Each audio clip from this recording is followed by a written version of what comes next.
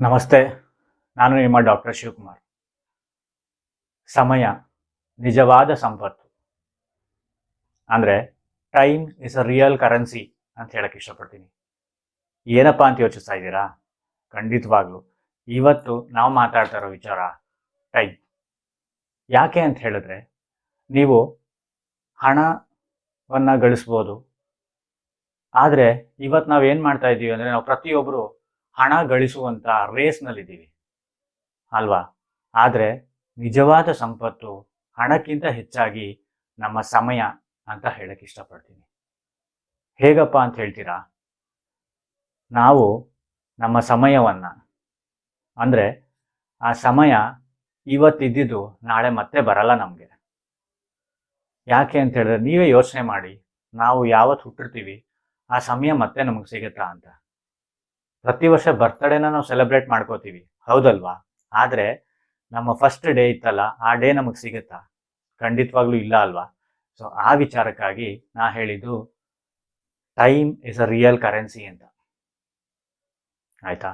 ಅಂದರೆ ನೀವು ಹಣ ಇವತ್ತು ಕಳ್ಕೊಂಡ್ರೂ ನಾಳೆ ಗಳಿಸ್ಬೋದು, ಆದರೆ ಸಮಯ ಆ ರೀತಿ ಅಲ್ಲ. ನೀವು ಒಮ್ಮೆ ಒಂದು ಸಮಯವನ್ನು ಕಳೆದುಕೊಂಡರೆ ಮತ್ತೆ ಗಳಿಸಲಾಗದು. ಹಾಗಾಗಿನೇ ನಾನು ನಿಮ್ಗೆ ಹೇಳಿದ್ದು, ನಮ್ಮ ನಿಜವಾದ ಸಂಪತ್ತು ಅಂದರೆ ಸಮಯ ಅಂತ. ಕಳೆದು ಹೋದ ಒಂದು ನಿಮಿಷ, ಕಳೆದು ಹೋದ ಒಂದು ದಿನ, ಕಳೆದು ಹೋದ ಒಂದು ವರ್ಷ ಮತ್ತೆ ಬಾರದು. ಯಾಕೆ ಹೇಳ್ತಾ ಇದ್ದೀನಿ ಅಂದ್ಕೊಂಡ್ರಾ? ಒಂದು ಪುಟ್ಟ ಕತೆ ಹೇಳ್ತೀನಿ.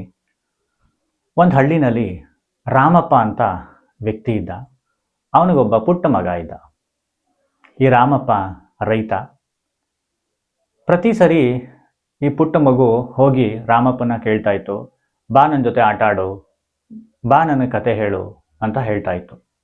ಆವಾಗ ಈ ರಾಮಪ್ಪ ಏನು ಹೇಳ್ತಾ ಇದ್ರು, ಇಲ್ಲ ಮಗ, ನನಗೆ ಕೆಲಸ ಐತೆ, ನಾನು ಕೆಲಸ ಮಾಡ್ಕೋತೀನಿ, ಹಣ ಗಳಿಸ್ಬೇಕು ಅಂತ ಹೇಳಿ ಆ ಪುಟ್ಟ ಮಗುಗೆ ಕೇಳಿದಂಥ ಸಂದರ್ಭದಲ್ಲೆಲ್ಲ ಸಂದರ್ಭದಲ್ಲೂ ನಿರಾಶೆ ಮಾಡ್ತಾ ಹೋದರು. ಹಾಗೆ ಆ ಪುಟ್ಟ ಮಗು ಬೆಳೀತಾ ಬೆಳೀತಾ ದೊಡ್ಡವನಾಗ್ತಾನೆ.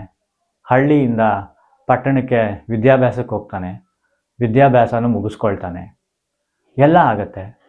ಹಾಗೆ ರಾಮಪ್ಪನಿಗೆ ದಿನ ಕಳೆದಂತೆ ವಯಸ್ಸಾಗತ್ತೆ. ಹಾಗೆ ವಯಸ್ಸಾದಂಥ ಸಂದರ್ಭದಲ್ಲಿ ಅಸ್ವಸ್ಥತೆ ಅನ್ನೋದು ಕಾಣುತ್ತೆ. ಅನಾರೋಗ್ಯದಿಂದ ಬಳಲಕ್ಕೆ ಶುರು ಮಾಡ್ತಾನೆ. ಆಗ ಅವನು ಮಗನ್ನ ಕರ್ಸ್ಕೋತಾನೆ. ಆಗ ಮಗ ಬರ್ತಾನೆ ಅಲ್ಲಿಗೆ. ಮಗ ಬಂದು ಹೇಳ್ತಾನೆ ಮಗನಿಗೆ, ರಾಮಪ್ಪ, ಆವತ್ತು ನೀನು ನನ್ನನ್ನು ಕತೆ ಹೇಳು ಅಂತ ಕೇಳಿದೆ, ನಾನು ಹೇಳಲಿಲ್ಲ. ಆಟ ಆಡೋಣ ಬಾ ಅಂತ ಕರೀಲಿಲ್ಲ. ನಾನೇನು ಮಾಡೋಕ್ಕಾಗಲಿಲ್ಲ ನಿನಗೆ ಅಂತ ಹೇಳ್ತಾನೆ. ಯಾಕೆ ಅದನ್ನು ಅವನು ಹೇಳ್ತಾನೆ ಅಂತ ಹೇಳಿದ್ರೆ, ಅವತ್ತು ಕರೆದಿದ್ದರೆ, ಆ ಮಗು ಜೊತೆ ಆಟ ಆಡಿದ್ರೆ, ಸಮಯ ಕೊಟ್ಟಿದ್ರೆ ಆ ಮಗುವಿನ ಖುಷಿ ಇನ್ನೂ ಇರ್ತಾಯಿತ್ತು, ಚೆನ್ನಾಗಿರ್ತಾಯಿತ್ತು ಅಂತ. ಅದಕ್ಕೆ ಹೇಳಿದ್ದು, ಕಳೆದು ಹೋದ ಸಮಯ ಎಂದೂ ನಮಗೆ ಬಾರದು ಅಂತ. ಅಂದರೆ ನಾವು ದುಡ್ಡಿನ ಹಿಂದೆನೇ ಓಡ್ತಾ ಇರ್ತೀವಲ್ವಾ? ದುಡ್ಡು ಮುಖ್ಯ ಅಲ್ಲ. ಜೀವನ ನಡೆಸೋದಕ್ಕೆ ದುಡ್ಡು ಬೇಕು, ಆದರೆ ದುಡ್ಡಿಗಿಂತ ಹೆಚ್ಚಿಗೆ ಅಂದರೆ ಸಮಯ. ಯಾಕೆ ಅಂತ ಹೇಳಿದ್ರೆ, ನಮ್ಮ ಸಮಯ ಎಷ್ಟಿದೆ ಅಂತ ನಮ್ಗೆ ಯಾರಿಗೂ ಗೊತ್ತಿರಲ್ಲ. ಆ ವಿಚಾರದಿಂದ ನಾನೀಗೊಂದು ಪುಟ್ಟ ಸ್ಟೋರಿನ ಹೇಳಿದ್ದು ನಿಮಗೆ. ಹಾಗಾದರೆ ಈ ಪುಟ್ಟ ಸ್ಟೋರಿಯಿಂದ ನೀವೇನು ಅರ್ಥ ಮಾಡ್ಕೊಂಡ್ರಿ? ಈ ಕತೆ ನಮ್ಗೆ ಹೇಳಿದ್ದೇನು ಅಂತ ಹೇಳಿದ್ರೆ, ಹಣ ಗಳಿಕೆನೇ ಮುಖ್ಯ ಅಲ್ಲ, ಸಮಯ ತುಂಬ ಮುಖ್ಯ ಅಂತ. ಹೌದಲ್ವಾ?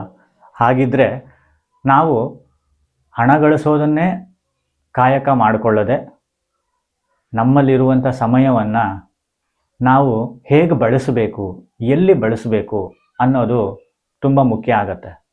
ಹಾಗಾದರೆ ಒಂದು ಪ್ರಶ್ನೆ ಕಾಡ್ಬೋದು ನಮ್ಮನ್ನು, ನಮ್ಮ ಸಮಯವನ್ನು ನಾವು ಹೇಗೆ ಬಳಸಬೇಕು ಅಂತ. ಹೌದಲ್ವಾ? ಹಾಗಾದರೆ ಹೇಗೆಲ್ಲ ನಮ್ಮ ಸಮಯವನ್ನು ನಾವು ಬಳಸಬೇಕು ಅಂತ ಒಂದೇ ವಿಚಾರನ ನಾನು ಹೇಳ್ತಾ ಹೋಗ್ತೀನಿ. ನಾವು ನಮ್ಮ ಸಮಯವನ್ನು ಹೂಡಿಕೆ ಮಾಡಬೇಕು ಅಂತಂದರೆ 4 ಸ್ಥಳಗಳಲ್ಲಿ ಅಂತ ಹೇಳ್ತೀನಿ. ಯಾವುದಪ್ಪ ಅದು 4 ಸ್ಥಳಗಳು ಅಂತ ಕೇಳಿದ್ರೆ ನೀವು, ಒಂದು ನಮ್ಮ ಆರೋಗ್ಯ, ಇನ್ನೊಂದು ನಮ್ಮ ಜ್ಞಾನ, ಇನ್ನೊಂದು ಸಂಬಂಧಗಳು, ಮತ್ತೊಂದು ನಮ್ಮ ಕನಸುಗಳು, ಡ್ರೀಮ್ಸ್. ಮೊದಲನೇದು ಆರೋಗ್ಯ ಅಲ್ವಾ?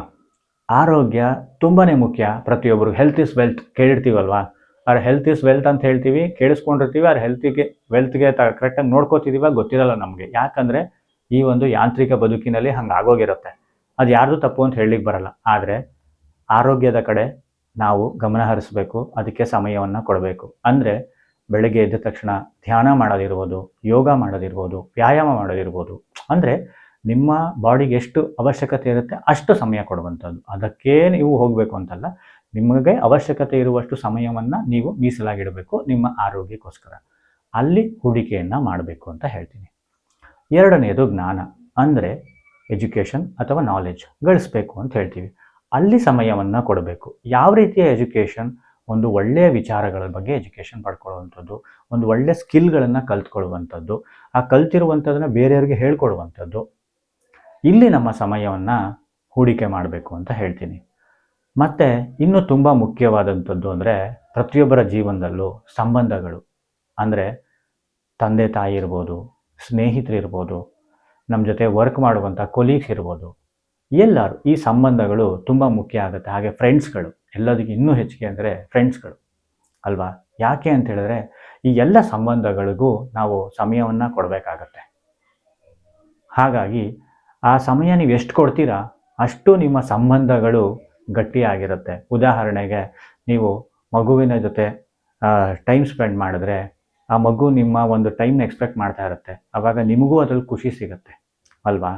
ಹಾಗಾಗಿ ನೀವು ಸಂಬಂಧಗಳನ್ನು ಗಟ್ಟಿ ಮಾಡ್ಕೊಳ್ಳಿಕ್ಕೆ ಯಾವ ರೀತಿಯಲ್ಲಿ ಸಮಯವನ್ನು ಕೊಡ್ಕೋಬೇಕು ಅಂತ ಅದನ್ನು ನೀವೇನೇ ಡಿಸೈಡ್ ಮಾಡ್ಕೋಬೇಕು. ಯಾಕಂದರೆ ಹೇಳುವಂಥದ್ದು, ನಾನು ಸಮಯ ಕಳೆಯುವಂಥದ್ದು ಬೇರೆ ರೀತಿ ಇರುತ್ತೆ, ನೀವು ಸಮಯ ಕಳೆಯುವಂಥದ್ದು ಬೇರೆ ರೀತಿ.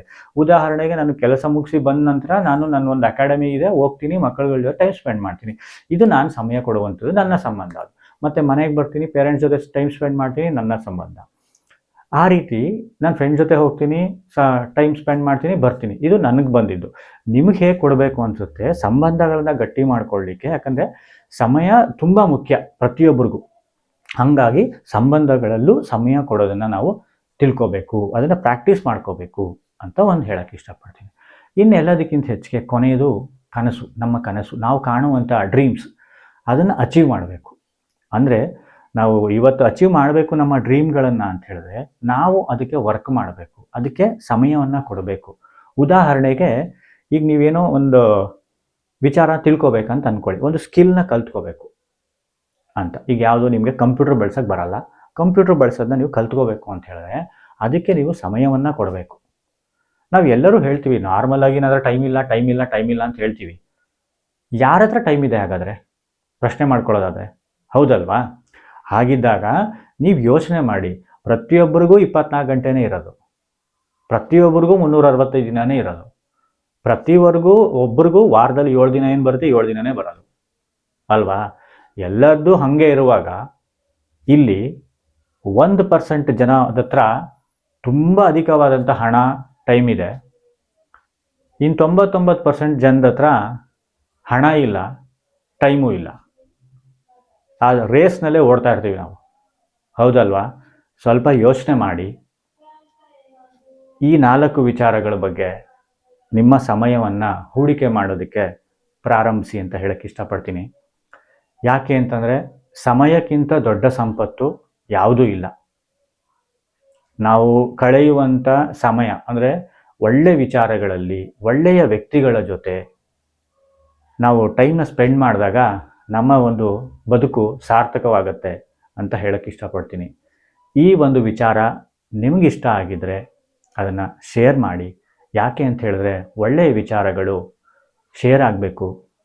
ಮತ್ತು ಇನ್ನೊಂದು ವಿಚಾರದೊಂದಿಗೆ ಮತ್ತೆ ಸಿಗ್ತೀನಿ ನಿಮಗೆ. Thank you. Take care.